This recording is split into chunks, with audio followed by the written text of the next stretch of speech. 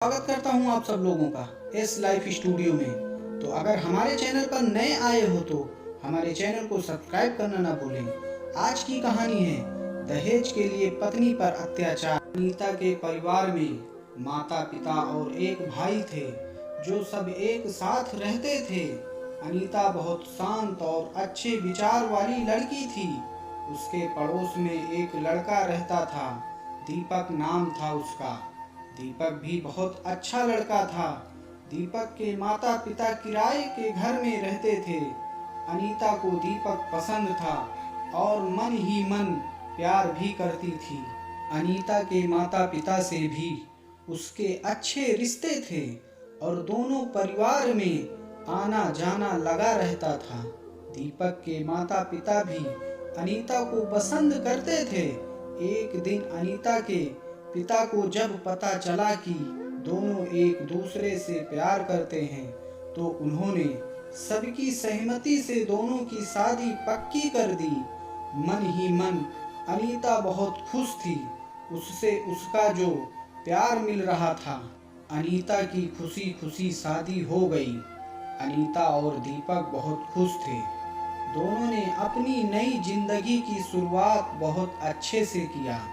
फिर दीपक को दूसरे शहर में नौकरी मिल गई। फिर दीपक सारे परिवार के साथ उस शहर में रहने के लिए चला गया। सब कुछ ठीक चल रहा था। ये क्या, अनीता जिस दीपक से प्यार करती थी अब वो दीपक एकदम बदल चुका था। एक दिन दीपक अनीता के घर जाता है और अनीता को वहां छोड़कर चला आता है। कुछ दिन बीत जाते हैं लेकिन दीपक अनीता को लेने नहीं जाता। दीपक ने अनीता के माँ बाप से कुछ रुपयों की मांग की।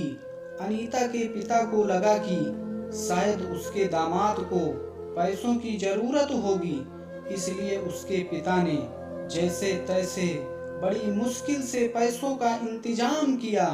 फिर दीपक अनीता को साथ ले गया, लेकिन धीरे धीरे फिर हालात बिगड़ने लगा।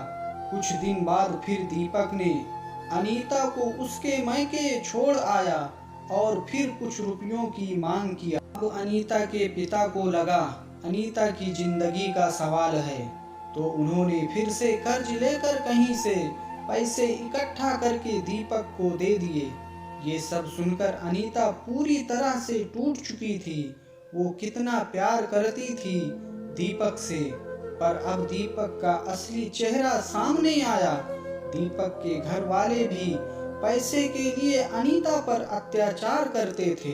एक बार अनीता ने अपने माता पिता से पैसे मांगने से मना किया तो दीपक ने उसे घर से निकाल दिया। अनीता अपने माता पिता के घर चली गई और कुछ दिन बीत गया पर दीपक लेने उसे नहीं आया। अनीता अपने माता पिता पर बोझ नहीं बनना चाहती थी। उसने एक स्कूल में पढ़ाना शुरू कर दिया। अब वो अपनी जिंदगी जी रही थी, लेकिन हर लड़की चाहती है कि वो अपने पति के साथ खुशी खुशी रहे। अनीता हर बार दीपक को फोन करती और वो गिड़गिड़ाती। उसने दीपक के हाथ पैर भी जोड़ती, लेकिन दीपक नहीं मानता। अनीता दीपक से अब भी प्यार करती थी।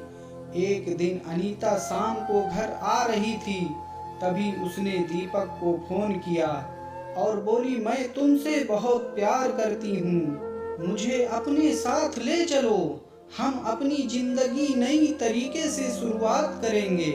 लेकिन दीपक नहीं माना और उसे बुरा भला कहने लगा। उस दिन अनीता को बहुत ठेस लगा। उसने कहा, मैं मर जाऊंगी, लेकिन फिर भी दीपक नहीं माना और अनीता अंदर से इतनी टूट गई थी कि अब उसके पास हिम्मत नहीं बची थी। वो जीना नहीं चाहती थी। उसे लगा कि वो माता पिता पर बोझ बनकर नहीं जिएगी। इस जिंदगी से अच्छा मर जाना बेहतर है और अनीता ने खुदकुशी कर ली। इसमें अनीता की क्या गलती थी?